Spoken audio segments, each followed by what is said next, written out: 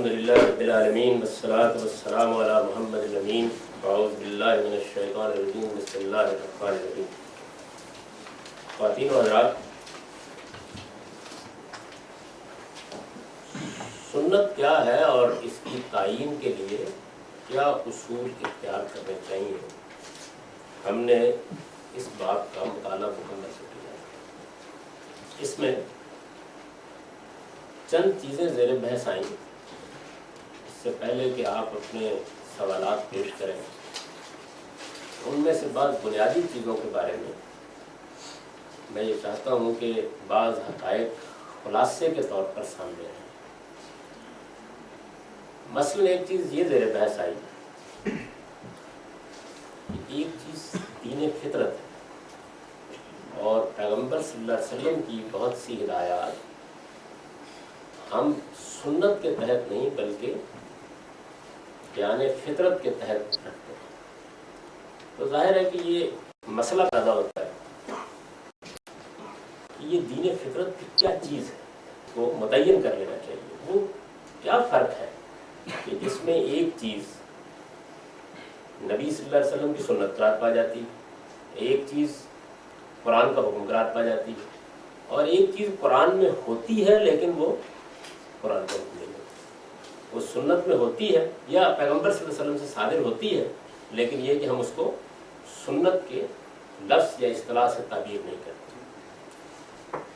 تو بالاجمال ان چیزوں کی طرف اشارے ہو گئے تھے، لیکن میں یہ چاہتا ہوں کہ ایک پریسائز طریقے سے ان کا خلاصہ سامنے آ جائے تاکہ پھر ان اصولوں کو جب ہم اپلائی کریں، یعنی اب ہمیں اصل میں سنت کی فہرست کو سامنے رکھ کر ان کا اطلاق کرنا ہے.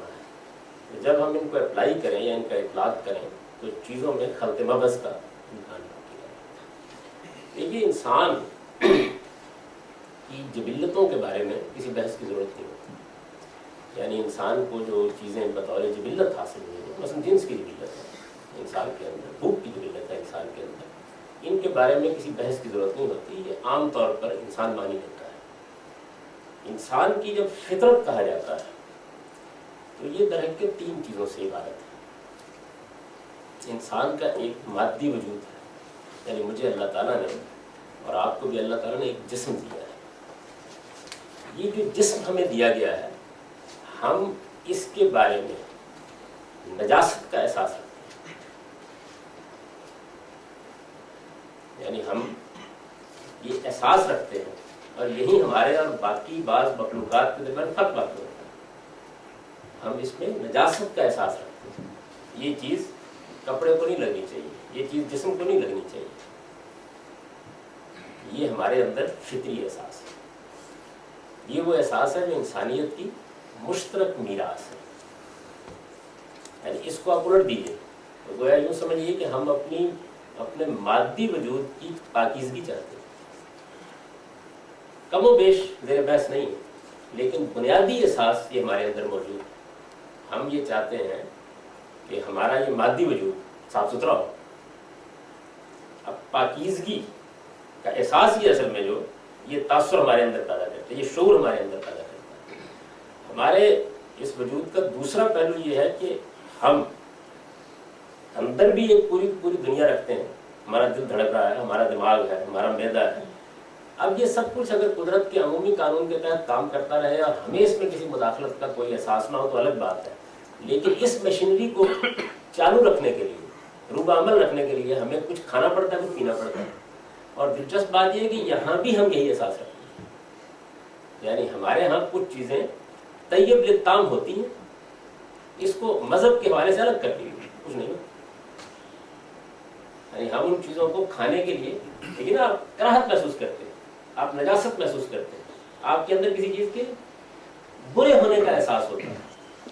خواہ وہ ذائقے کے لحاظ سے ہو، خواہ وہ کسی چیز کے اثرات کے لحاظ سے ہو، خواہ وہ کسی چیز کی حیت اور صورت کے لحاظ سے ہو. یہ چیز بھی ہمیں جانوروں سے بالکل الگ ایک احساس دیتی ہے. ہمارے اندر اس کا شعور ہوتا ہے. اس کے بعد جو تیسری چیز ہے وہ ہمارا اخلاقی وجود ہے. یعنی وہاں بھی یہی صورتحال ہے کہ ہم بعض چیزوں کے غلط اور صحیح ہونے کا احساس رکھتے ہیں. تو انسانی فطرت اصل میں انہیں تینوں چیزوں سے عبارت ہے. یعنی اپنے مادی وجود کے بارے میں یہ شعور ہم کو دیا گیا ہے کہ اس میں ایک چیز پاکیزگی ہوتی ہے اور ایک چیز غلط ہوتی ہے، ایک چیز ہمارے لیے اچھی ہوتی ہے اور ایک چیز بری ہوتی ہے، ایک چیز ہمارے لیے نفاست ہوتی ہے، لطافت ہوتی ہے اور ایک کثافت ہوتی ہے۔ یعنی یہ احساس ہم کو اپنے مادی وجود کے بارے میں بھی فطری طور پر بدیت کر دیا گیا ہے، اور کھانے اور پینے کی چیزوں کے معاملے میں بھی ہمارا معاملہ جانوروں کا سا نہیں ہے، یعنی وہ اپنی طبیعت کے لحاظ سے یا جبلت کے لحاظ سے بعض چیزوں کو کھاتے ہیں، بعض کو نہیں کھاتے۔ ہمارے ہاں یہ باقاعدہ ایک احساس و شعور ہے، جس احساس و شعور کے ساتھ ہم فیصلہ کرتے ہیں اس بات میں۔ تو یہ دوسری چیز جو ہے ہمارے اندر موجود ہے، اخلاقی احساس، تیسری چیز۔ اب جب ہم دین کا مطالعہ کرتے ہیں تو یہ معلوم ہوتا ہے کہ دین کیا ہے۔ دین اصل میں ہمارے ان تینوں پہلوؤں میں پاکیزگی کو قائم رکھنے کا، یعنی دین کچھ نہیں، صرف یہ۔ اگر کوئی آدمی یہ جاننا چاہے کہ دین کیا ہے، دین کیا ہے یعنی اب اس وجود کا، اس وجود کے یہ تینوں پہلو، میرا مادی وجود، میں کوئی چیز اپنے جسم میں بطور خوراک لے رہا ہوں، میرا یہ عمل، اور میرا اخلاقی وجود، اس کو پاکیزہ ہونا چاہیے۔ یعنی یہی چیز ہے جس کو قرآن مجید کبھی یطہرکم تطہیرا، یا کبھی اس طرح کہ انما یرید اللہ ان یذھب عنکم الرجس بیان کرتا ہے۔ یہ رجس، یہ غلاظت، یہ گندگی، یہ آلودگی، یہ آلائش، خواہ وہ میرے جسم سے متعلق ہے، خواہ وہ میرے کھانے پینے سے متعلق ہے، اور خواہ وہ میرے اخلاقی وجود سے متعلق ہے، اس کو اللہ تعالیٰ کہتے ہیں کہ یہ لاحق نہیں ہونا چاہیے، اور وہ یہ کہتے ہیں کہ یہی امتحان ہے جس میں تمہیں ڈالا گیا ہے۔ یعنی اس میں بعض چیزیں ایسی ہیں کہ جن کے معاملے میں ہم فیصلہ کرنے میں غلطی کرتے ہیں، وہ اللہ تعالیٰ رہنمائی کر دیتے ہیں، لیکن ان کی ساری رہنمائی کا دائرہ حقیقت میں یہی ہے۔ اگر آپ پورے دین کا جائزہ لیں تو معلوم ہوگا کہ یہی دائرہ ہے۔ چنانچہ جب ہم نے یہ کہا کہ ایک چیز دین فطرت ہے، تو یہاں دین کا لفظ اصطلاحی مفہوم میں استعمال نہیں ہوا۔ آپ چاہیں تو یہاں دین کے لفظ سے التباس پیدا ہونے کی وجہ سے لفظ استعمال نہ کریں، آپ کہیں ایک چیز فطری ہدایت کہہ لیجیے۔ یعنی دین کا لفظ اصطلاحی مفہوم میں تو اس ہدایت کے لیے استعمال ہوتا ہے جو ہمیں پیغمبروں کی وساطت سے ملی۔ اگر اس سے التباس پیدا ہو رہا، جب ہم نے دین فطرت کہا تو اصل میں اصطلاحی معنی میں دین نہیں بولا، بلکہ اس اشتراک کے لیے بولا کہ جو اس دین میں جو ہمیں اصطلاحی طور پر ملا ہے اور اس دین میں جو خدا نے دیا ہے پیدا ہو جاتا ہے اس کے نتیجے میں۔ اچھا، اب اگر یہ بات واضح ہو گئی ہے کہ ہمارے پاس ایک فطری ہدایت ہے تینوں چیزوں کے بارے میں، فطری ہدایت موجود ہے، وہی فطری ہدایت ہے جس کو قرآن مجید معروف اور منکر سے ثابت ہے، یعنی وہی فطری ہدایت، وہی فطری ہدایت ہے جس کو قرآن مجید رجس، غلاظت اور تطہیر اور اس طرح کے اسالیب میں ادا کرتا ہے۔ یہ فطری ہدایت اگر جتنی فطرت میں موجود ہے اور جیسے موجود ہے ویسی کی ویسی میرے اور آپ کے ہاں موجود ہو، اس کو قرآن بیان کر دے، اس کو پیغمبر بیان کر دے، یعنی اس کے اندر کوئی اضافہ کیے بغیر، میں اضافوں کی آگے مثالیں دوں گا کیا چیز ہوتی ہے اضافہ، کوئی تغیر کیے بغیر، کوئی تعین کیے بغیر جتنی ہے اور جیسی ہے بیان کر دے، تو یہ نہ قرآن کا حکم ہے نہ سنت کا حکم۔ یعنی مثال کے طور پر آپ یوں سمجھیے کہ جھوٹ بولنا ایک بری چیز ہے، اخلاقی چیز کی مثال لے لیجیے، جھوٹ بولنا ایک بری چیز ہے۔ ایک مادی چیز کی مثال لے لیجیے، یعنی انسان کا بول و براز کر کے لتڑے ہوئے رہنا ایک بری چیز ہے۔ یا مثال لے لیجیے، یعنی دنیا میں مشترک طور پر مثال لیجیے کسی انتہائی غلیظ چیز کی، اس کو کھانا ایک بری چیز ہے۔ کچھ اختلافات سے قطع نظر کریں، موٹی موٹی باتوں میں مثال لے لیجیے۔ اب فرض کیجئے کہ اس بات کو بین ہی رسول اللہ نے بیان کر دیا، بین ہی قرآن نے بیان کر دیا، تو میں اس کو نہ قرآن کے حکم میں رکھوں گا نہ سنت کے حکم میں رکھوں گا، میں اس کو فطری ہدایت کی کیٹیگری میں رکھوں گا، اگرچہ یہ قرآن میں بیان کی۔ یعنی جب قرآن یہ کہے گا مثال کے طور پر کہ بدکاری نہ کرو، تو یہ میرے نزدیک فطری حکم ہے، یعنی یہ فطری ہدایت کا بیان ہے، قرآن سے اس کی پدانی ہو رہی ہے۔ جب وہ کہے گا جھوٹ نہ بولو، جب وہ کہے گا بددیانتی نہ کرو، جب وہ کہے گا کسی مظلوم جو ہے اس کے اوپر ظلم نہ کرو، کسی یتیم کا مال نہ کھاؤ، تو یہ فطری دین ہے، فطری ہدایت ہے۔ اس فطری دین کو اسی کیٹیگری میں رہنا چاہیے۔ یعنی یہ اس میں اصل میں جب آپ یہ کہیں گے کہ یہ قرآن کا حکم ہے تو آپ بنیادی حقیقت کی نفی کر رہے ہیں۔ اچھا، اسی طرح کی کوئی بات رسول اللہ صلی اللہ علیہ وسلم بیان کریں، یعنی جس طرح فطری دین جو میں نے اس کا ذکر کیا، اس کا شعور ایک عیسائی کو ہے، ایک یہودی کو ہے، ایک ہندو کو ہے، مجھے ہے، آپ کو ہے. تو سوال یہ ہے کہ پھر یہ قرآن کا حکم کیسے ہو سکتا ہے؟ پھر یہ سنت کا حکم کیسے ہو سکتا ہے؟ یہ تو اصل میں اللہ تعالیٰ کی دی ہوئی وہ ہدایت ہے جو میرے اندر موجود ہے اور ازل سے موجود ہے. میں اس ہدایت کو شیئر کر سکتا ہوں، اس پر گفتگو کر سکتا ہوں، اس پر بات کر سکتا ہوں دوسرے انسان سے، اور تھوڑا بہت مطلب اختلاف بھی ہو جائے گا، کوئی فرق نہیں پڑتا اس سے، وہ ہر چیز میں ہو سکتا ہے. لیکن یہاں میرے اور دوسرے آدمی کے درمیان کوئی کتاب، کوئی قرآن، کوئی تورات، کوئی انجیل، کسی پیغمبر کا کوئی سوال نہیں. میں جھوٹ کے بارے میں جب گفتگو کرتا ہوں تو مجھے اس کے لیے قرآن کی آیت پڑھنے کی کوئی ضرورت نہیں. اور جب رسول اللہ صلی اللہ علیہ وسلم یہ فرمائے کہ جھوٹ بولنا بری بات ہے، مثال کے طور پر حضور کے پاس ایک آدمی آتا ہے اور وہ آگے کہتا ہے کہ یا رسول اللہ مجھے کوئی بنیادی بات بتا دیجیے، تو آپ نے فرمایا کہ جھوٹ نہ بولا. تو یہ حدیث ہے، لیکن اس سے کوئی دین میں اضافہ نہیں ہوا، یہ کوئی سنت نہیں، یہ قرآن کا بھی کوئی حکم نہیں، یہ اصل میں فطری ہدایت کا بیان ہے. تو پہلی بات جو اس کو سمجھ لینا چاہیے وہ یہ ہے کہ فطری ہدایت، اب یہ فطری ہدایت میرے مادی وجود کی تطہیر کے باب میں بھی ہوگی. یہ فطری ہدایت کھانے اور پینے کی چیزوں کے بارے میں بھی ہوگی. جب پیغمبر یہ کہے گا کہ دیکھیے بات یہ ہے کہ یہ درندوں کا گوشت نہیں کھانا چاہیے آدمی، تو میں اس کو پیغمبر کے احکام میں نہیں رکھ سکتا، اس لیے کہ یہ فطری ہدایت. بینے ہی جس طرح میں جھوٹ نہ بولنے کو اس میں نہیں رکھ سکتا. کیوں نہیں رکھ سکتا؟ اس کی وجہ یہ کہ اس کی ابتدا نہ قرآن سے ہوئی ہے نہ پیغمبر سے ہوئی.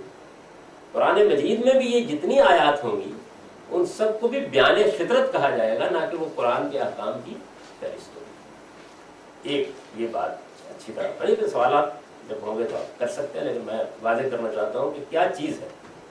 چنانچہ وہ جو ایک پورا کا پورا اصول میں نے بیان کیا ہے کہ رسول اللہ صلی اللہ علیہ وسلم بھی چونکہ انسانیت ہی کے گلے سرسبز ہے تو وہ فطری چیزوں کو بیان کریں گے نا.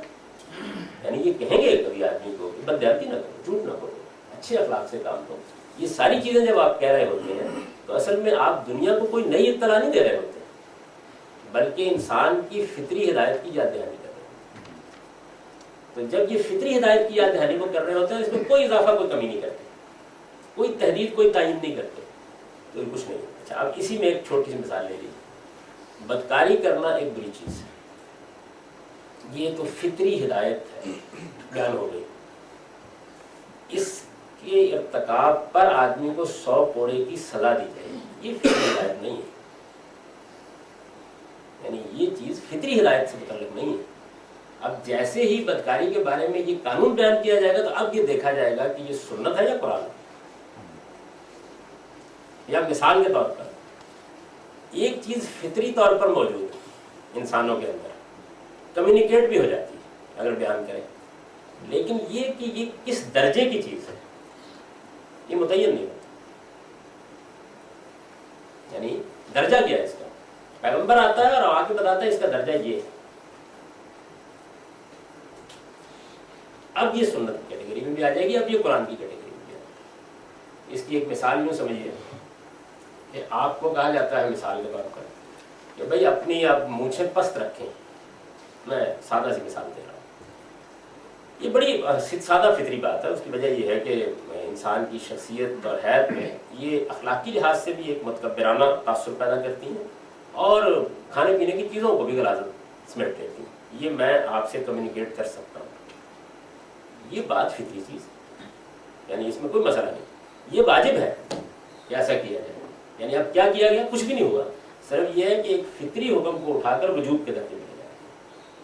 اس کا وجوب کے درجے میں لے جانا یہ اصل میں اس کو سنت کی کیٹیگری میں، ورنہ آداب کی چیز ٹھیک اچھی بات. یعنی اگر اس کی بنیادی حیات کو تبدیل نہیں کیا گیا، بنیادی طور پر اس کے بارے میں یہ فیصلہ کرنا کہ یہ وجوب کی چیز ہے، یہ لازم ہے. اب یہ نا مثال ناخن کاٹنا ہے تو ناخن سادہ سی بات ہے، صفائی کا تقاضا ہے کہ ناخن تراش کے رکھے جائیں، لیکن ناخن تراشنا لازم ہے، اس پر پوچھ ہو جائے گی، یہ وجوب کے درجے کی چیز ہے. اب یہ دین بن گیا. یعنی وہ یوں سمجھیے کہ دین ایک چیز اپنی فطری حیات میں بین ہی، مثلا اگر یہ فطرت ہی میں طے ہوتا کہ یہ واجب ہے تو پھر اس کے وجود کا بیان بھی بیان فطرت ہے۔ جیسے مثال کے طور پر جنسی تعلقات کے بعض انحرافات جو ہیں وہ فطرت ہی میں معلوم ہوتا ہے حرمت کے درجے کی چیز، تو ان کا بیان حرمت بھی کوئی اضافہ نہیں، یعنی خواہ کسی چیز کی تعین کر دی جائے، خواہ تحدید کر دی جائے، خواہ اس کے اندر سے یہ متعین کر دیا جائے کہ یہ واجب ہے یا کراہت کے درجے میں، اس کو متعین کر دیا جائے، تو اصل میں یہ کام ہے کہ جو پیغمبروں کی جگہ پر لے جاتا ہے۔ اب قرآن آ گیا، اب دیا جائے، تو دوسری چیز جو ہے اس کو یہ سمجھ لیجیے کہ ایک چیز جب فطری احکام میں ہوتی ہے تو اس پر کوئی پابندی لگا دی گئی، اس پر کوئی تحدید عائد کر دی گئی، یعنی جو ہم خود نہیں سمجھ سکتے تھے اس کو عموم سے اٹھایا گیا اور وجوب کے درجے میں لے جایا گیا، لازم کر دیا گیا، لوگوں کے لیے ایک ٹریڈیشن کے طور پر متعین کر دیا گیا، ان کو پابند کر دیا گیا اس میں کہ یہ کام تم کو لازمن کرنا ہے۔ تو اصل میں یہ چیز ہے کہ جو اس کو اب اصطلاحی دین میں لا کے کھڑا کر دیتی ہے۔ جب اصطلاحی دین میں وہ چیز شامل ہو جاتی ہے تو اب یہ دیکھنا پڑتا ہے کہ یہ پھر قرآن میں ہے، قرآن نے انیشیٹ کی ہے یا پیغمبر سے۔ اب آ کے گویا اس کی دوسری دونوں کیٹیگریز زیر بحث آتی ہے۔ جب تک چیز اس سے نیچے رہے گی، یعنی آپ اس کو اٹھائیں قرآن مجید سے اور باہر نکال لیں، آپ اس کو اٹھائیں رسول اللہ صلی اللہ علیہ وسلم کے ارشادات سے باہر نکال لیں، اور جب اس کا آپس میں تبادلہ خیال ہو تو یہ معلوم ہو کہ یہ بات اگر رسول اللہ صلی اللہ علیہ وسلم نہ بتاتے، قرآن نہ بتاتا، تو ویسے ہی انسانوں کے درمیان مانوی بات۔ تو اب اس کے بیان کو میں بیان فطرت کہوں گا، خواہ وہ قرآن میں ہو خواہ وہ رسول اللہ صلی اللہ علیہ وسلم۔ اس کو اس جگہ سے اٹھائیے اور اٹھا کر اس کے اندر کوئی تحدید، کوئی تعین پیدا کر دیجیے، یا اس کے اوپر کوئی قید لگا دیجیے، یا اس کے ساتھ کچھ لوازم کا اضافہ کر دیجیے۔ اب یہ چونکہ میں اس فطری طریقے سے نہیں کر سکتا تو یہ پیغمبر نے کر دیا، یہ سمجھ لینا چاہیے اس کو۔ اس کے نتیجے میں چیزیں کیٹیگرائز ہوتی ہیں۔ اب جو غلطی ہمارے ہاں بنیادی طور پر ہوئی ہے وہ یہ ہے کہ یہ اس کو کیا کہیں گے آپ، یہ چھان پھٹک ہے نا، یعنی کہنے کو ایک آدمی کہے گا کہ بھائی ٹھیک ہے جھوٹ بولنا بری بات ہے، لوگ بھی کہتے ہیں قرآن میں بھی لکھا ہوا ہے، حضور نے بھی بیان کر دیا ہے، تو اگر ہم یہ کہیں کہ جھوٹ بولنا دین کا حکم ہے تو وہ کیا اعتراض ہے؟ لیکن اس سے مسائل پیدا ہوتے ہیں۔ اس کیٹیگرائزیشن کو ٹھیک کر دینا، اس کو درست کر دینا، جب تک یہ درست نہیں ہوتی اصل میں دین کا صحیح فہم نہیں ہے، کہاں سے دین شروع ہوتا ہے اور کہاں۔ تو ایک ہے دین فطرت، یہاں دین کا لفظ فطری ہدایت کے معنی میں بولا جا رہا ہے، یعنی یہاں دین کا لفظ جو ہے وہ ایسے ہی ہے جیسے قرآن نے بول دیا نا کہ ما کانا یوسف یاخذہ فی دین الملک، بول دیا قرآن نے۔ اور ایک ہے دین بطور اصطلاح، بطور اصطلاح وہ کیا ہے؟ پیغمبروں کی دی ہوئی ہدایت، وہ یا قرآن میں ہوگی یا سنت میں ہوگی۔ تو جب وہ پیغمبروں کی دی ہوئی ہدایت جو ہے اس کے دائرے میں ہم پہنچیں گے تو اس کے لیے ضروری ہے کہ پہلے یہ بتا دیا جائے کہ یہ فطری ہدایت سے آگے بات بڑھ گئی ہے کسی پہلو سے، تب وہ قرآن کا حکم بنے گی، تب وہ پیغمبر کا حکم بنے گی یا پیغمبروں کا حکم بنے گی، جس کو ہم سنت سے تعبیر کرتے ہیں۔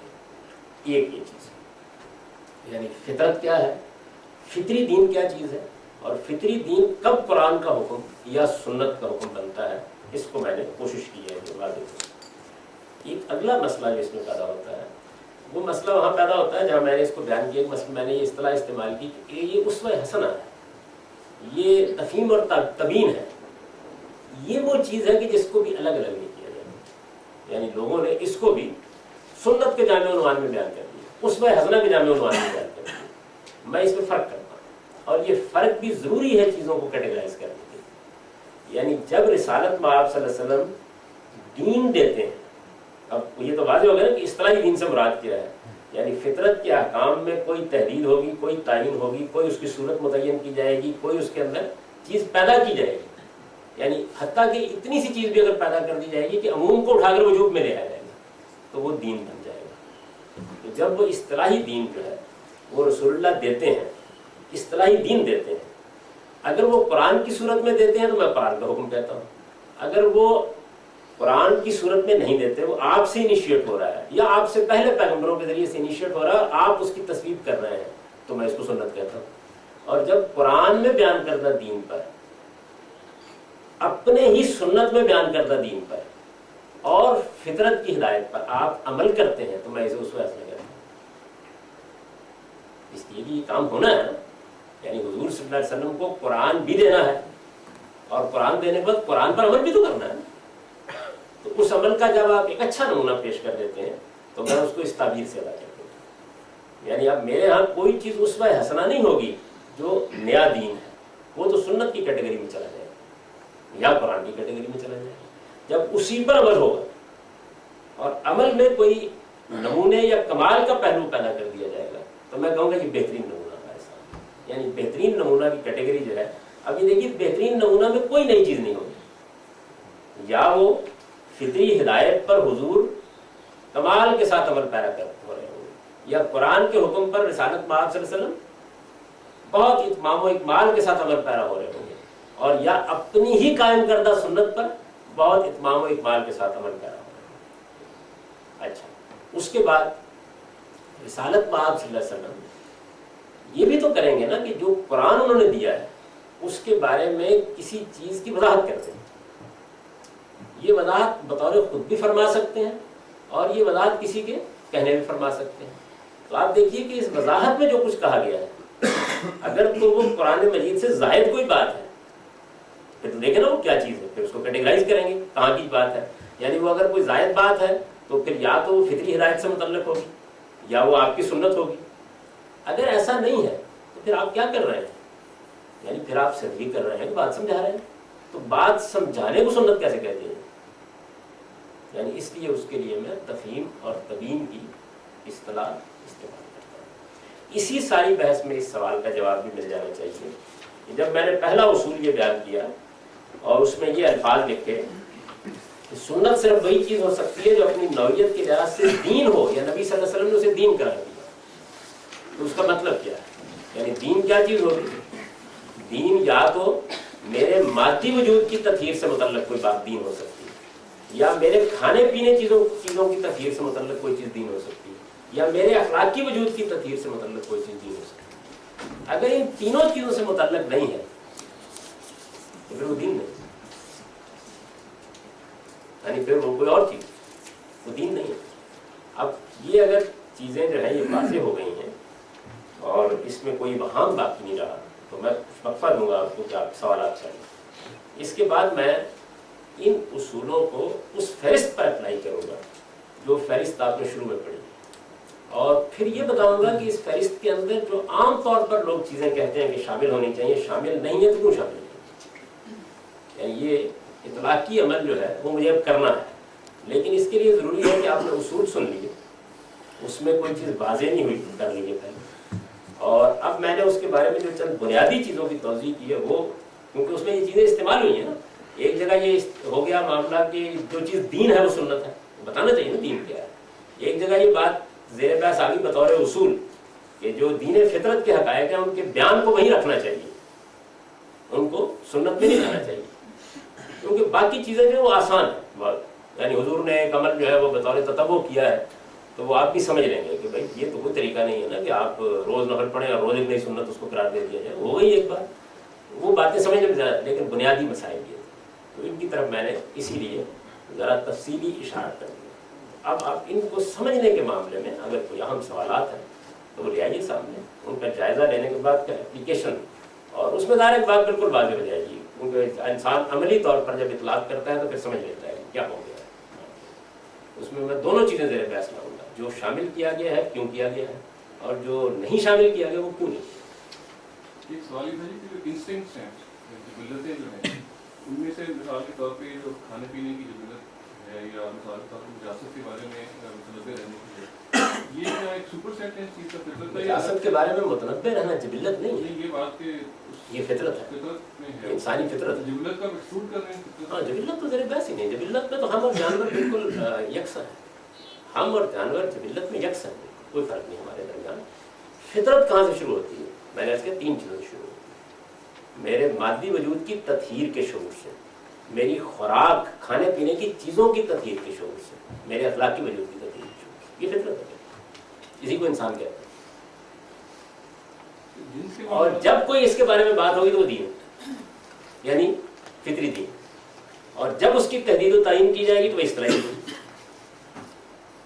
जिन्स के मामले में बात नहीं, وہ بھی فطرت ہی سے ہم چونکہ طے کرتے ہیں اس یعنی وہ انحراف جو ہے وہ میرے اخلاقی احساس حیا کے خلاف ہے، اسی لیے تو وہ دین کا مسئلہ بنتا ہے۔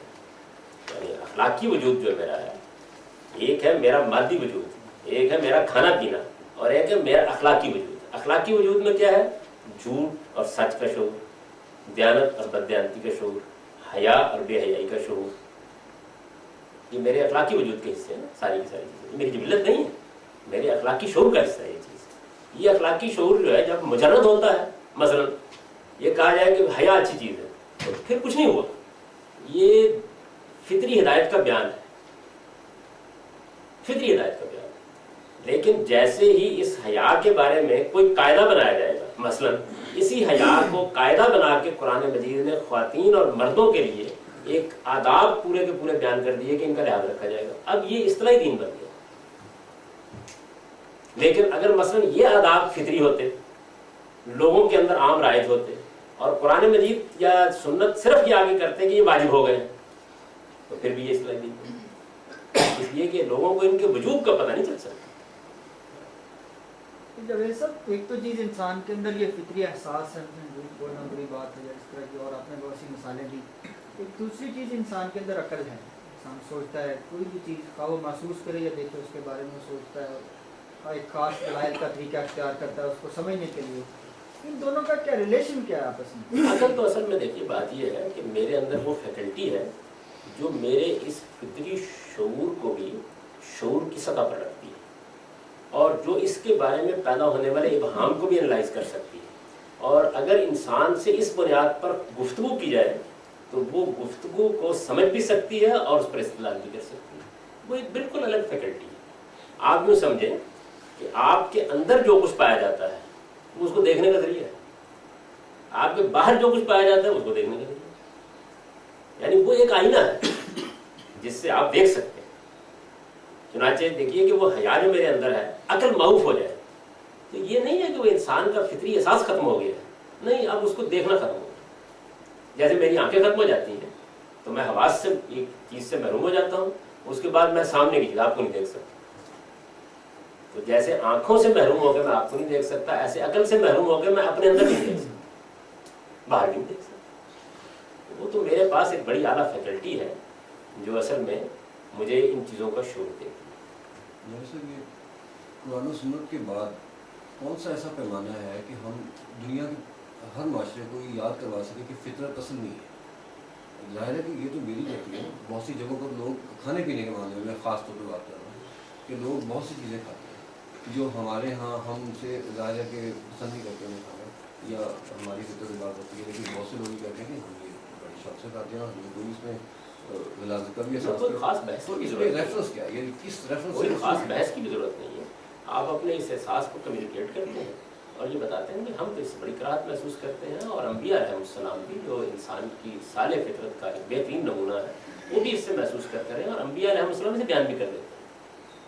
یعنی اب ہمارے لیے مثلا کھانے پینے کی چیزوں میں رسالت مآب صلی اللہ علیہ وسلم نے بڑا اچھا، بلکہ حضور نے کیا تمام انبیاء نے بیان کر دی، یعنی انہوں نے سمجھایا ہمیں کہ اصل میں یہ چیز ہے کہ جس کو کمیونیکیٹ کرو، یہ درندگی ہے، بنیادی طور پر جو چیز ہے درندگی، یہ ہم نے سمجھ لی نا، اب اس کو ہم کمیونیکیٹ کر سکتے ہیں۔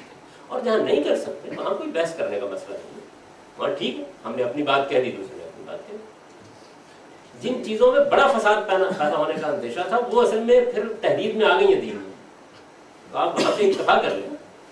یعنی قرآن مجید کہتا ہے کہ لوگوں کو جانی پہچانی بھلائیوں کی تلقین کرو اور جانے پہچانی برائیوں سے ان کو روکو، یہ کہتا ہے نا معروف اور منکر کا مطلب یہ، تو یہ اصل میں فطری ہدایت ہے۔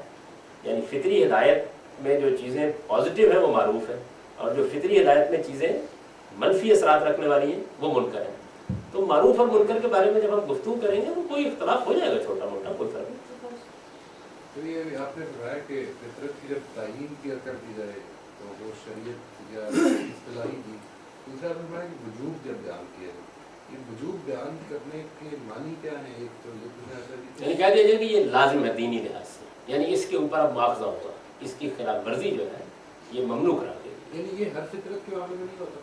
ہر فطرت کے معاملے میں کچھ چیزیں کراہت کے درجے میں ہوتی ہیں۔ وجوب یعنی کراہت سے اگلی کیٹیگری ہے، مثلا میں یہ نہیں تعین کر سکتا تھا کہ یہ چیز ناپسندیدہ ہے یا یہ حرام ہے. میں یہ متعین کرنے میں دقت محسوس کر رہا تھا کہ یہ چیز پسندیدہ ہے یا فرض و واجب ہے. لیکن یہ تو جو جنرل طریقہ نبی صلی اللہ علیہ وسلم کا نقل ہوا ہے جی بیان کرنے کا چیزوں کو، اس میں وجبہ یا لازمہ کا فعل جو ہے یا اس طرح کی چیزیں جو ہیں حرمہ یا اس طرح کی باتیں جو بیان ہو جاتی ہیں، وہ کیا اصطلاحاً بھی ان کو پسند آ جائے گا ہمیشہ؟ ضروری نہیں ہے. روایتوں کا معاملہ تو میرے پاس یعنی یہ دین تو اصل میں اجماع سے منتقل ہوتا ہے. تو روایتوں کے اندر تو بعض اوقات نہا کا لفظ، بعض اوقات حرمہ کا لفظ، تو راوی اس میں داخل کر دیتے ہیں. اس کو ظاہر ہے کہ سارے اصولوں میں رکھ کے دیتے ہیں. روایت کا معاملہ بالکل الگ ہے. لیکن قرآن مثلاً بتاتے ہیں، قرآن میں تو الفاظ دوسرا نہیں استعمال کر سکتا. قرآن مجید یہ بات بتا رہے ہیں. قرآن یعنی اس کو اسٹیٹس دے دے گا. دے دے بالکل دے دے. دوسری چیز اب یہ مثال کے طور پر آپ دیکھ لیے قرآن مجید نے مردوں عورتوں کے لیے ملنے جلنے کے آداب بیان کیے.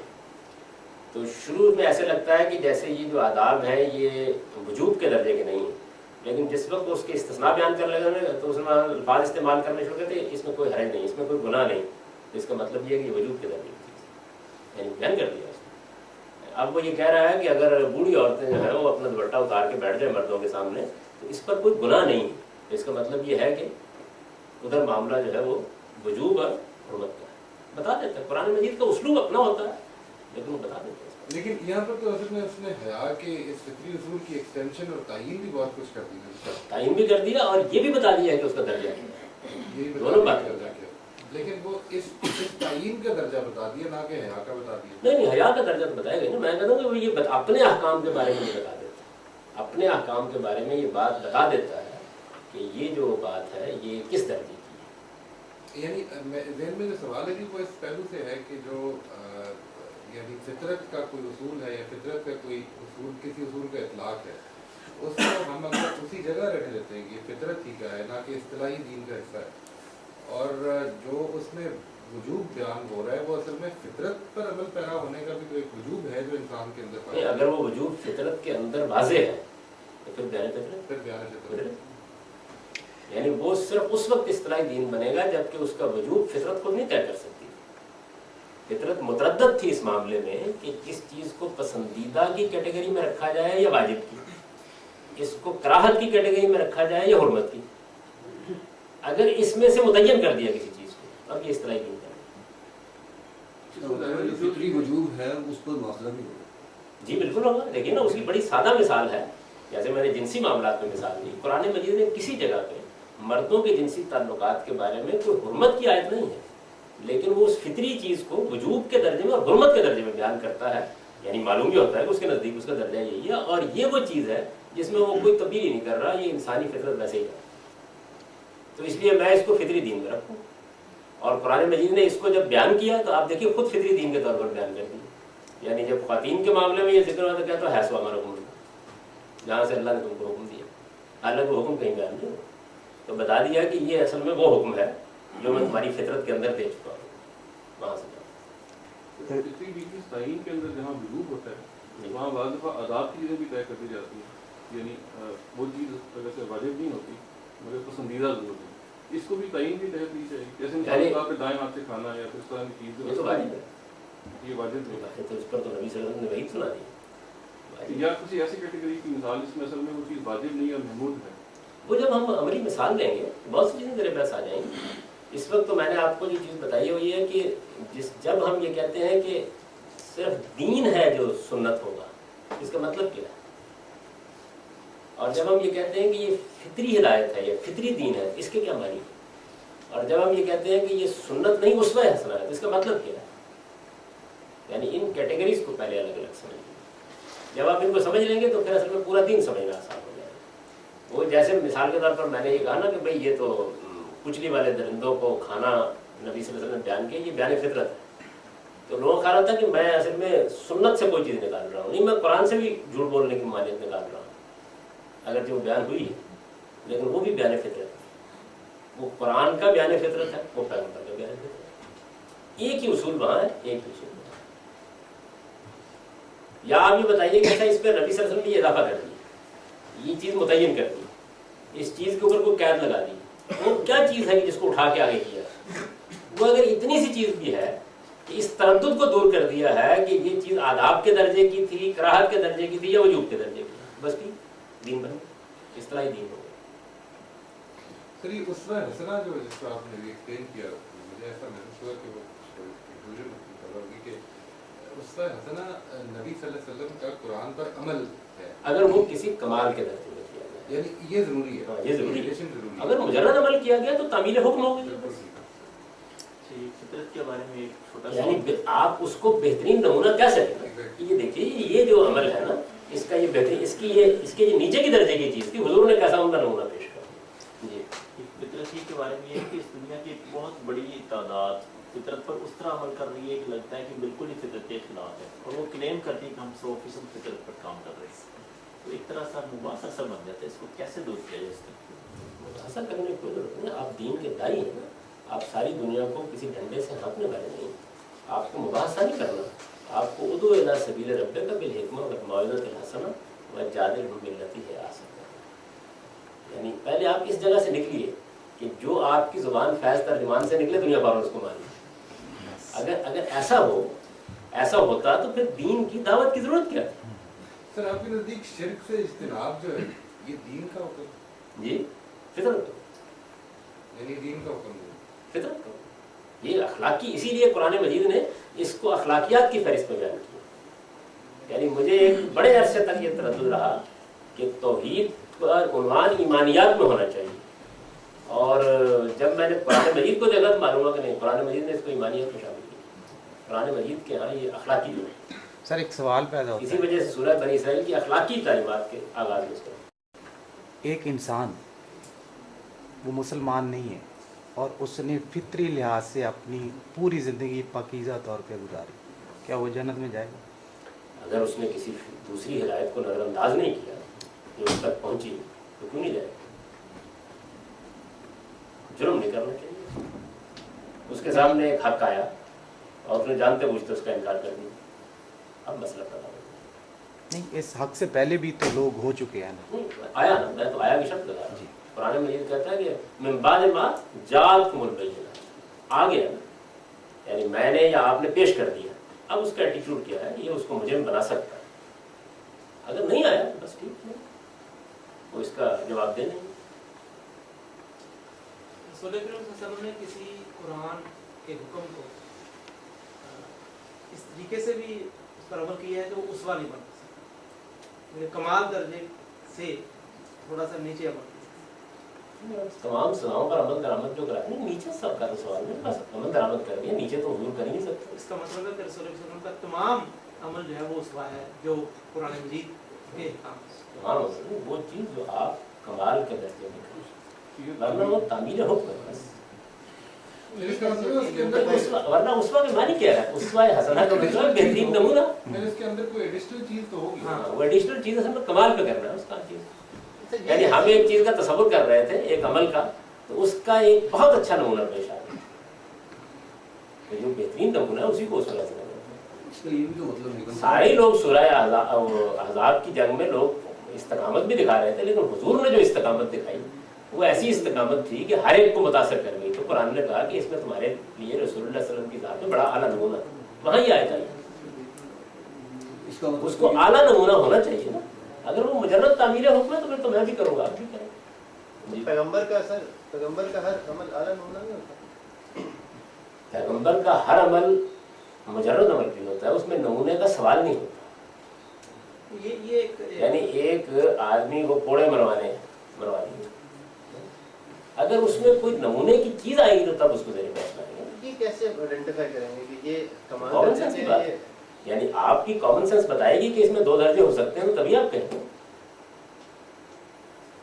भाई नबी सल्लल्लाहु अलैहि वसल्लम ने गिलास में पानी डाला पी लिया, आप भी ये देख रहे हैं कि ये पानी जैसे मैं पीता हूँ वैसे ही आपने पिया है, कोई खास बात नहीं है, लेकिन आपने पानी पीने का तरीका ऐसा इख्तियार किया, ये है अपने पानी पीने का तरीका। अब कहिए ना उस पर हंसना, हो सकता है कि मैं भी इसको कमाल दर्जे पे कर रहा हूँ।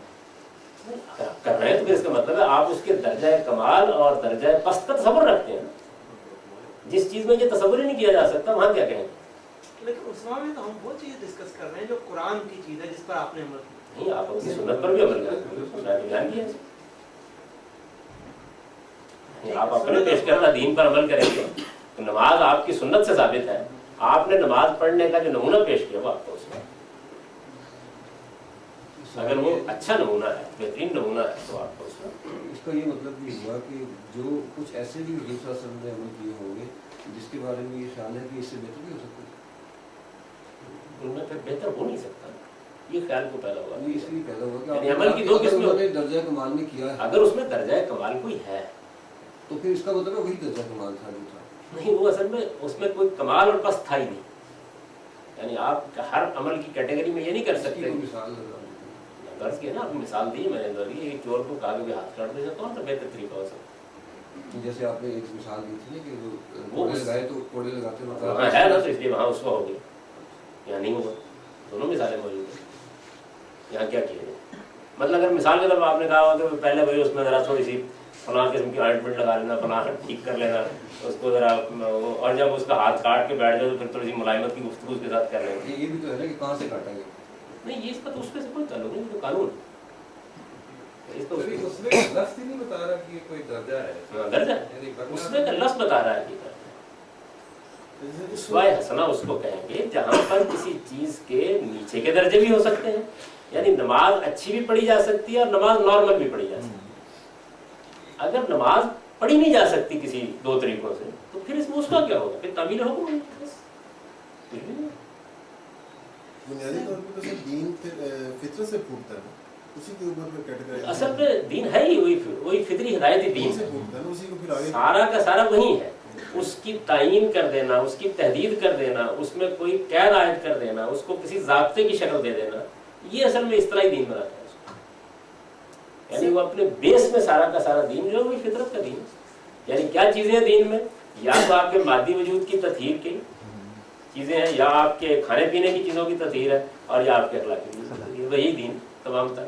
अब इनको उठाकर इनमें कोई कायदा बना देना, कोई ज़ाब्ता बना देना, जैसे मैंने मिसाल दी ना कि ख्वातीन और मर्दों को आपस में हया का ताल्लुक रखना चाहिए, ये फितरी दीन। इस फितरी दीन को नबी से कुरान ने उठाया और उठा के बताया कि इस हया के तकाजे ये, अब ये इस तरह की और इबादत जो है वो इखलाकियात में आती है जी, इबादत जो है इबादत में आती है, नहीं, लेकिन वो इखलाकियात से फूटते हैं ना। यानी उनकी असास अखलाकी है।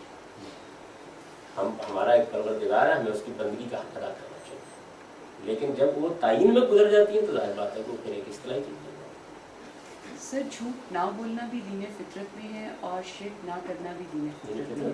तो फिर जब झूठ बोलने पे सारी दुनिया जो है उसका कंसेंसस है कि भाई उससे लोग कराहत महसूस करते हैं, अच्छा नहीं महसूस करते कि कोई झूठ बोल रहा है, तो शिर्क जो है वो सारी दुनिया कर रही है, बड़े मजे से कर रही है। अभी बिल्कुल कंसेंसस है, कोई उसकी तोहमत अपने सर लेने के लिए तैयार नहीं है, ना ईसाई लेने के लिए तैयार है। लफ्ज़ बोल देना कि तुम शिर्क करते हो, सर फाड़ देते, हिंदू नहीं लेने के लिए तैयार। इस वक्त तो सूरत हाल ये है कि हिंदुओं के जितने बड़े बड़े फलसफी हैं वो यानी मुसलसल इसरार कर रहे हैं इस बात का कि ये गलाजत जो है इसका इर्तिकाब हम नहीं करते, तुम हमारी बात समझने में गलती कर रहे हैं। आदमी को ये कि लोग शिर्क करते हैं, ऐसे ही लोग झूठ बोलते हैं, यानी ये तो ठीक है गुनाह करते हैं, लेकिन ये कि शिर्क का तोहमत मोल लेने के लिए तैयार नहीं है। ये बहस किसी वक्त कर देते हैं कि ये झूठ नहीं है, और ये झूठ में भी कर देते हैं। आप देखें अगली जिंदगी के तजुर्बा, यार कोई झूठ नहीं है, कारोबार। अच्छा सर, फितरत की कंटेंट्स को कैसे आइडेंटिफाई करते हैं जी, फितरत में जो चीजें हैं उनको कैसे? मैंने लिखा पीछे, अगर आप पूरा सुनते आ रहे हैं कि फितरत की कोई फहरिस्त बनाना मुमकिन नहीं है। ये इंसान का एक शऊर है जिसको वो कम्युनिकेट करता रहता है, और जाहिर है कि इसमें छोटे मोटे इख्तिलाफात होते रहते हैं। और कुरान ने भी इसकी कोई फहरिस्त नहीं बनाई, मारूफ मुनकर की फहरिस्त नहीं बनाई, इंसान के ऊपर ही छोड़ दिया, इसका शऊर रखता है, और अगर कोई ग्रे एरिया बाकी रह जाता है तो ठीक है, कोई हर्ज नहीं। और इसमें सब इंसान कॉमन होता है, बिल्कुल सब इंसानों के अंदर ये चीज़ कॉमन है कि उनके वजूद को साफ होना चाहिए। सफाई के इतलाक के मामलात में इख्तिलाफात, सब इंसानों में ये चीज़ कॉमन है कि हर चीज़ खा लेने की नहीं, कुछ चीज़ें तय्यब लित्ताम है और कुछ नहीं, ये कॉमन है। अब उनमें इख्तिलाफ हो गया कौन सी है कौन सी नहीं।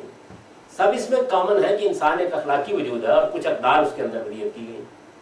अब ये कि उन अक़दार की एप्लीकेशन के मामले में इख्तिलाफ है, اور یہ اختلاف ہوگا, یہ تو ہر جگہ ہوگا, یہ دین کے احکام میں بھی ہوگا, فطرت کے احکام میں بھی ہوگا. فطرت کا لفظ بولتے لوگ خیال کریں کہ جبلت جیسی چیز ہونی چاہیے, سب کو بیٹھ کھانا کھا لینا چاہیے, ایسا نہیں ہو سکتا, ورنہ تو امتحان ختم ہو گیا. یعنی اس میں بھی انسان کے لیے انحراف کے مواقع رکھے گئے تاکہ وہ اس میں انحراف کے مواقع نہیں ہوں گے تو پھر تو اس کے اوپر جزا و سزا نہیں ہو سکتی. سر لیکن اس میں ہوتا یہ ہے کہ ایک ہے جو انحراف انڈیویجول لیول پہ ہوتا ہے, وہ تو ایک آدمی کانشیسلی انحراف کرتا ہے. فطرت کے بعد ایسپیکٹ ایسے ہیں جس میں انڈیویجول لیول پہ انحراف کانشیسلی نہیں کیا جا رہا ہوتا, سوسائٹی منحرف ہو چکی ہوتی ہے, اس کے باعث انڈیویجول اب اسی فطرت میں بڑھتا ہے اور شاید اس کی فطرت اس لحاظ سے ڈفرینٹ ہوتی ہے. فطرت ڈفرینٹ نہیں ہوتی, اس کا شعور جو ہے وہ پست ہو چکا ہوتا ہے, اس کو آپ تذکیر کرتے ہیں. اسی لیے قرآن مجید اپنی دعوت کو ذکرہ کہتا ہے, یا دہانی کرتے ہیں, مسلسل یا دہانی کرتے ہیں تو بیدار ہونا شروع کرتے ہیں. اور یہ ہر معاشرے میں دین کی دعوت دیکھ لیں, بیدار دین کی دعوت میں جو یہ ایسپیکٹ ہے, جیسے مثلا آپ نے بتایا کہ ایک فزیکل کلیننس کا جو ایسپیکٹ ہے, یہ بیدار یعنی اس سوسائٹی میں رہتے ہوئے تو نہیں کیا جاتا, یہ تو پھر ایک نئی ویلیو سسٹم کے بیسس پر ہی ہوگا. یعنی وہ ایک الگ چیز ہے کہ بھائی لوگوں کے لیے کیا مشکلات ہو گئی. دیکھیے نا, ہم ایک مسلمان سوسائٹی میں رہ رہے ہیں اور اس مسلمان سوسائٹی کے اندر سود کے شیوع نے مسائل پیدا کر دیے. یہ تو ہر جگہ ہو جائے گا. یعنی کسی انحراف کا جب عمومی غلبہ ہو جاتا ہے تو اس کے بعد لوگوں کو اس سے نکالنا آسان نہیں ہوتا. یہ مشکلات آپ کو اصطلاحی دین میں بھی پیش آئیں. ویسے وہ انحراف تو ان چیزوں میں بھی کر سکتا ہے جو واضح کر دیتے ہیں, اور یہ بھی کر سکتا ہے جو اپنے واضح نہیں کرتے, اس لیے وہ آزمائش کا پہلو تو دونوں میں ہے. دونوں میں, یعنی وہ سب چیزوں میں. ہماری مسلمان سوسائٹی میں کتنی چیزیں واضح ہیں لیکن انحراف بہت عام ہو چکا ہے. 3 منٹ بھی آپ گزار لیں سوالات. سر یہ جو چیزیں جن کی ابتدا قرآن نے کی ہے تو لازم دین ابراہیمی میں نہیں ہوں گی. جن کی ابتدا قرآن نے کی ہے دین ابراہیم میں ہو سکتی ہیں, لیکن اس وقت دین ابراہیمی کی اس روایت میں ختم ہو گئی. یعنی دین ابراہیمی کی روایت کو 2500 سال گزر چکے. 2500 سال میں اگر ایک چیز مسخ ہو گئی ہے, لوگوں کی توجہات اس پر نہیں رہی, یا اس کی روایت میں ایسی صورتحال پیدا ہو گئی ہے کہ گویا نہ ہونے کی طرح ہو گئی ہے, تو پھر قرآن ہی سے نہیں شروع ہو گئی. یہ سنسار کرنا تو دین ابراہیمی میں موجود تھا. دین ابراہیم میں تورات میں موجود ہے. یعنی دین ابراہیمی کی ٹریڈیشن تو وہ لیں گے جو عربوں کے پاس موجود ہے. یہ جو ہے واضح ہو جانے کے بعد کسی بھی شخص کے ساتھ کہ دین پورے کا پورا فطری عقائد جو ہیں, جھوٹ بولنا بری بات ہے, نہ کرنا بری بات ہے, تو اس میں یہ یعنی کنوے کیسے بندے تک کیا جائے. میں ایک بندہ کہے جھوٹ بولنا بری بات نہیں ہے تو پلیز کی ڈیڈ لاک, اب کوئی بحث نہیں ہو سکتی. بحث تو کبھی بھی نہیں کرنی چاہیے. قرآن مجید نے اسی لیے بڑی اچھی بات کہی ہے کہ آپ تذکیر یا دہانی کریں. پیغمبر بھی اصل میں تذکیر کا کام کرتے ہیں, ذکر فإنما أنت مذکر. یعنی آپ جب انسانی فطرت کو آواز دیتے ہیں نا اور بار بار اس کے سامنے وہ چیز لاتے ہیں تو کچھ دیر کے بعد بحث بند ہونی شروع ہو جاتی ہے اور انسان کے اندر کا انسان جاگنا شروع ہو جاتا ہے. یہ ہمیں اصل میں ہمارے یہاں کیونکہ تبلیغ منوانے کا نام ہے, اس وجہ سے ہمیں یہ مشکل پیش آتی ہے. اگر وہ سادہ کمیونیکیشن تک محدود رہے, یعنی آپ نے اپنے احساس کو بیان کر دیا, تو آپ حیرت انگیز طریقے پہ دیکھیں گے کہ صرف فطری زندگی کا نمونہ پیش کرنے سے تذکیر ہونی شروع ہوئی. یعنی بیان کرنے کی ضرورت نہیں پڑتی. آپ فطری حقائق کے مطابق آپ کاروبار کر رہے ہیں, اپنے کاروباری لوگوں میں اس کے مطابق زندگی بسر کریں. آپ بچوں میں ہیں تو بچوں میں اس کے مطابق زندگی بسر کریں, تو کچھ دیر کے بعد انسان اپریشیٹ کرنا شروع کر دیتا ہے. یہاں یہ بات کی, یہ اتنی فطری چیز, اس کو بیان فطرت کو تو بیان کی بھی ضرورت نہیں ہے, بشرطے کہ آدمی کے اندر یعنی کوئی مناظر مبلغ نہ چھپا ہوا, ورنہ وہ صورتحال کو الٹ دے گا. بجائے اس کے کہ فطرت خود بہت کمیونیکیٹ ہو, اسے بحث کا موضوع بنا دے گا, مناظرے کا موضوع بنا دے گا. اور مناظرے اور بحث کا موضوع تو اصل میں بدیہی عقائد بن جائے تو ان کو بھی کوئی نہیں بتا سکتا. آپ فطری نمونہ پیش کیجیے, تھوڑے عرصے کے بعد انسانی فطرت کا اپنا عمل شروع ہو جائے. چلیے جناب, اب انشاءاللہ 8:30